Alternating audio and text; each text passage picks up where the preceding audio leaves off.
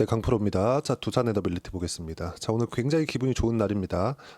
당장의 주가가 많이 올라가거나 그런 건 아니지만 시장이 원하는 대로 움직이고 있다는 점, 그리고 제가 그동안 말씀드렸었던 부분이 오늘 대부분 실현되면서 나왔었다는 점, 이게 중요합니다. 물론 다음 스텝은 이제 주가가 올라가는 것이겠죠. 그 부분에 대해서 이야기를 다시 한번 점검을 드리고 앞으로 왜 제가 이렇게만 보고 있는지를 다시 상기시켜 드리도록 하겠습니다. 자, 첫 번째 이걸 보셔야 되는데 오늘 같은 경우에는 시장 기준에서 먼저 보자고요. 코스피가 0.06% 상승해서 끝났고 코스닥은 0.35% 상승해서 끝났습니다. 자, 이거를 어떻게 해석을 할 수 있냐면 시장이 이렇게 소폭이라도 올라갔는데도 불구하고 두산에너빌리티는 왜 이렇게 안 갔냐 이렇게 볼 수도 있을 것 같아요. 그리고 며칠 전에 이렇게 한 5% 정도 하락하는 부분이 있다 보니까 이런 부분들이 조금 걱정이 될 수밖에 없는 그런 상황인 것도 이해를 합니다.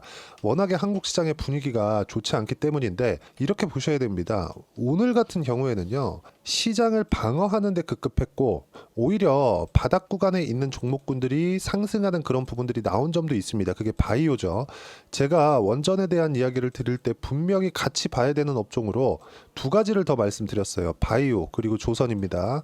자, 근데 이 바이오 같은 경우에는 11월 초, 그렇죠. 알테오젠 같은 경우에, 리가켄바이오 같은 경우에 이 두 가지 종목들은 모두 다 11월 초까지 강세를 보였었는데 알테오젠의 루머가 돌면서 갑자기 급락하는 부분이 나왔단 말이죠. 근데 여기서 이슈가 또 하나 터진 게 형인우라는 조단위 거래를 하는 슈퍼겜이라고 부르기도 조금 너무 큰 규모의 투자를 하는 사람이 알테오젠을 갑자기 폭락하는 와중에 다시 사들인 겁니다. 이 이면을 보면 우리가 뭘 볼 수 있냐면 알테오젠을 이용해서 이분은 레버리지 투자를 하는 분입니다. 실제 알테오젠 지금 시가총액이 20조를 넘나드는 그런 기업인데 5% 이상의 지분 확보를 했다는 공시까지 낼 정도로 인증이 끝난 분입니다.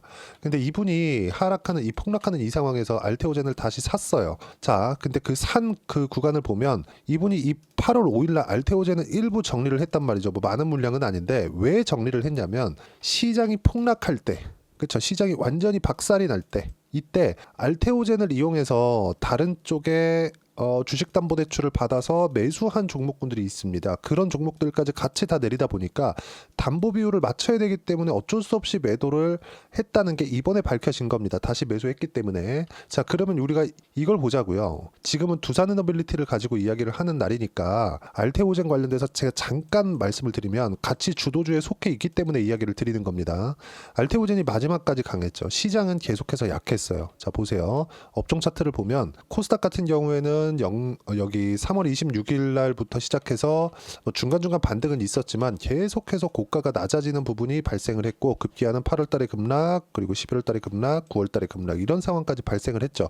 그러면서 저가를 또 이탈하고 이제는 반등하는 모습이 조금씩 나오고 있는데 코스닥이 올라가려면 최소한의 코스피 움직임이 나와야 돼요. 근데 최소한의 코스피 움직임이 나올 수 있는 환경은 갖춰졌다. 왜? 삼성전자 때문에. 근데 분명히 제가 삼성전자 관련돼서 코멘트도 드렸죠. 삼성전자가 바닥을 찍은 건 맞지만 올라가는 건 다른 이야기다. 올라갈 때, 즉 삼성전자가 시장의 바닥을 잡아주면 올라가는 종목, 추세를 살리고 올라가는 종목은 다르다. 그 다른 종목이 뭐였어요? 원전, 그리고 바이오, 그리고 조선입니다. 바이오는 지금 한국 시장에서 바이오는 실제 성과가 나오고 있는 기업이기 때문에 이게 실적으로 연결될까지 주가가 올라간다, 이렇게 말씀드렸고, 원전하고 조선 같은 경우에는 트럼프 트레이드에 반드시 포함되어 있을 수밖에 없는 종목이기 때문에 이쪽은 집중을 해서 봐야 된다는 겁니다. 근데 이걸 제가 이렇게 보니까 이렇게 봐야 된다, 이걸 말씀드린 게 아니에요. 뭘 가지고 이야기를 드리는 거냐? 잘 보세요. 뭘 가지고 이야기를 드리는 거냐면 두산에너빌리티 있죠. 그리고 알테오젠 있죠. 그리고 조선주 한번 보시죠. 삼성중공업 보겠습니다. 자, 시장 차트를 다시 한번 딱 보고 와서 계속해서 추세가 없는 상황이 있는데도 불구하고 보세요.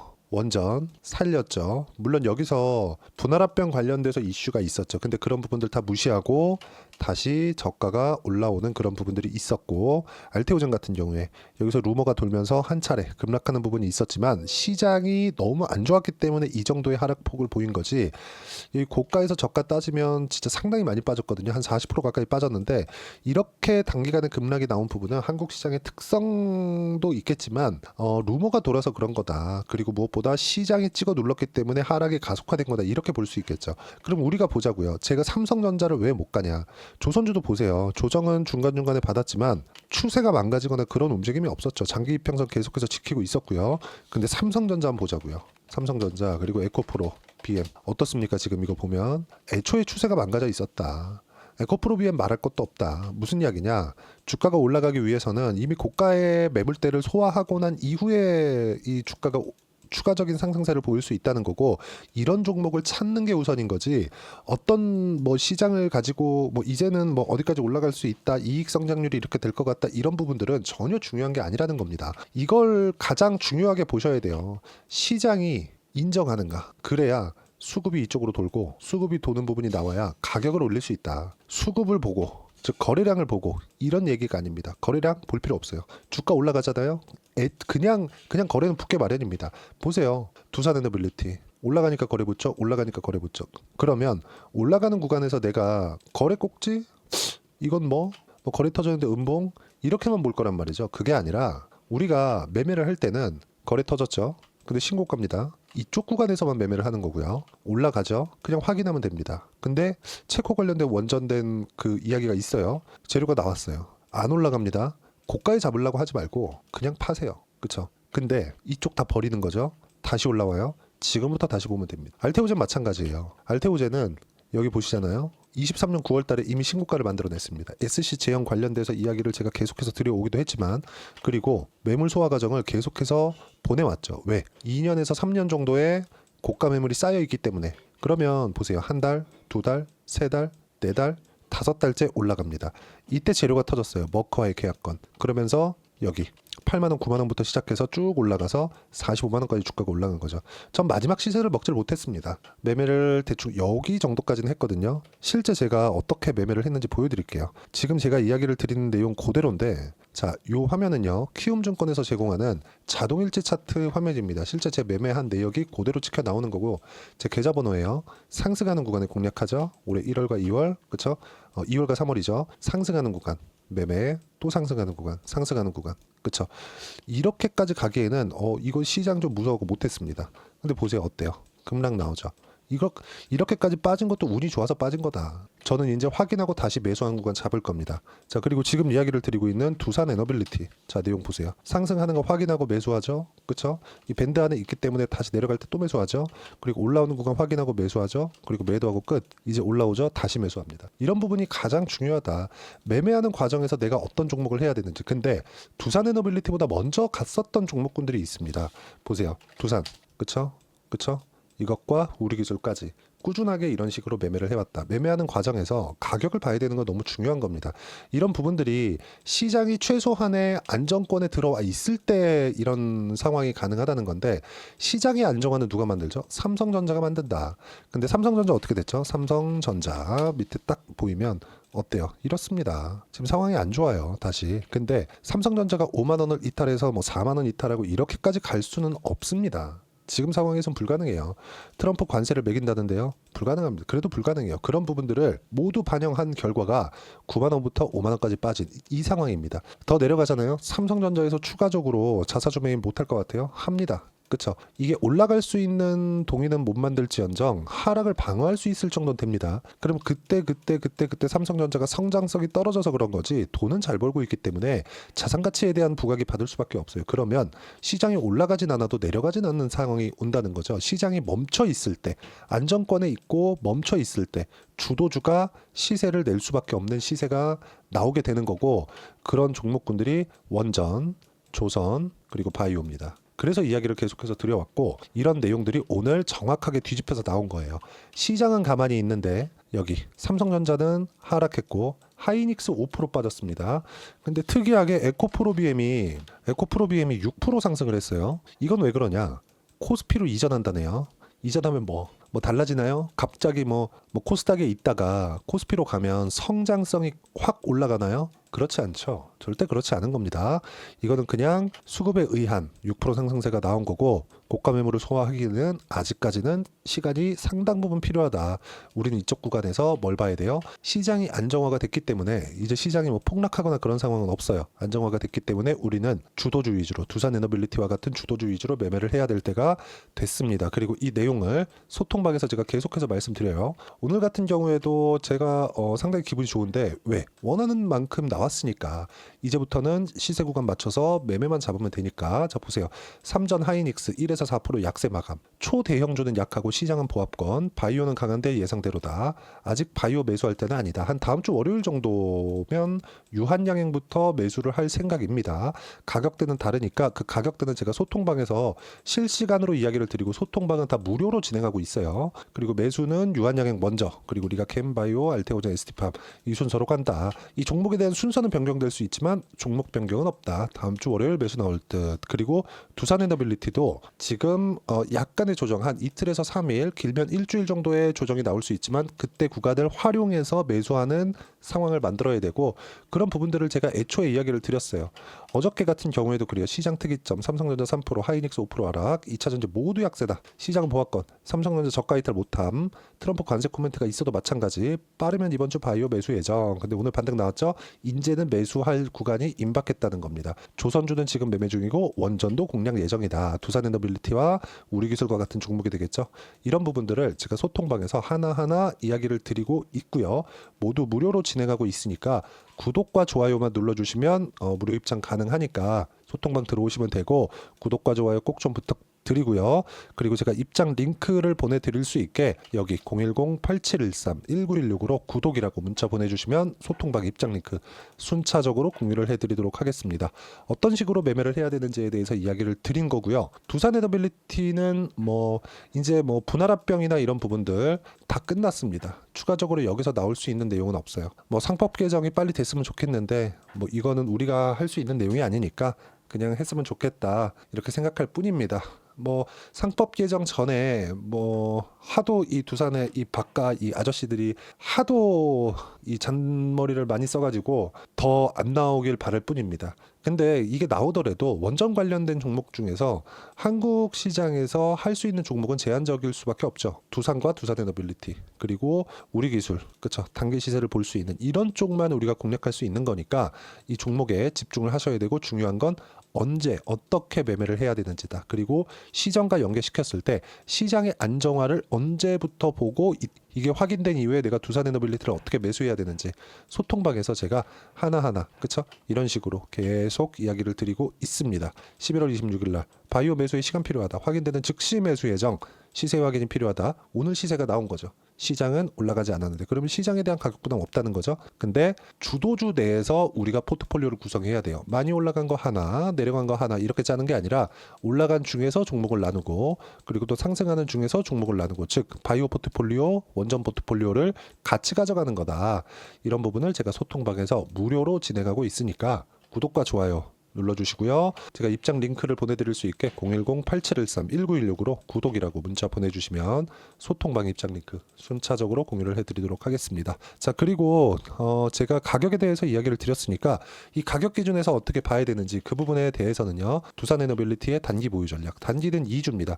2주 동안 어떻게 이 주도주 신고가 종목을 공략할 수 있을지, 그걸 가격에 맞춰서 제가 어떻게 봐야 되는지를 제가 내용 준비를 해놨고, 이 내용도 다 무료로 진행하도록 할 테니까 010-8713-1916으로 두산에너빌리티라고 문자 보내주시면 가격, 단기 보유 전략 함께 공유해드리도록 하겠습니다. 자, 그리고 구독과 좋아요 꼭 좀 부탁드리고요.